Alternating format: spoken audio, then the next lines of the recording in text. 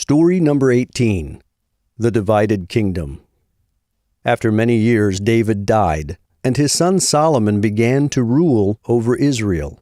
God spoke to Solomon and asked him what he wanted most.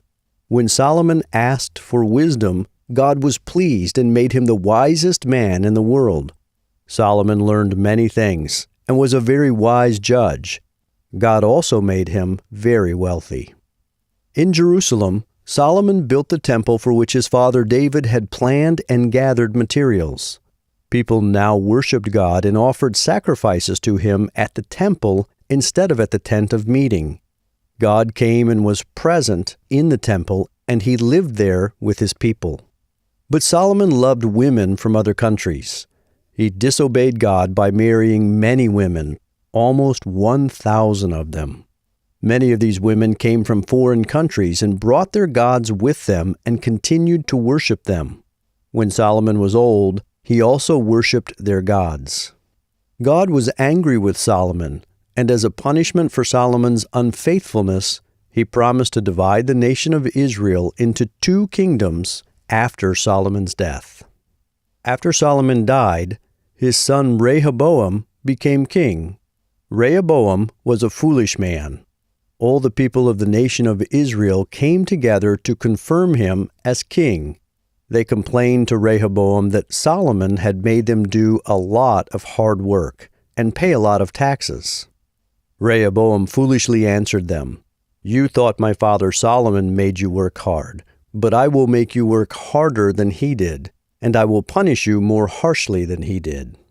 10 of the tribes of the nation of Israel rebelled against Rehoboam. Only 2 tribes remained faithful to him.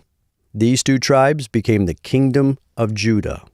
The other 10 tribes of the nation of Israel that rebelled against Rehoboam appointed a man named Jeroboam to be their king. They set up their kingdom in the northern part of the land and were called the kingdom of Israel. Jeroboam rebelled against God and caused the people to sin. He built 2 idols for his people to worship instead of worshiping God at the temple in the kingdom of Judah. The kingdoms of Judah and Israel became enemies and often fought against each other. In the new kingdom of Israel, all the kings were evil.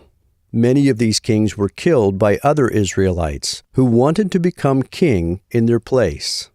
All of the kings and most of the people of the kingdom of Israel worshipped idols. Their idol worship often included sexual immorality and sometimes even child sacrifice. The kings of Judah were descendants of David. Some of these kings were good men who ruled justly and worshipped God. But most of Judah's kings were evil and corrupt, and they worshipped idols. Some of the kings even sacrificed their children to false gods. Most of the people of Judah also rebelled against God and worshipped other gods.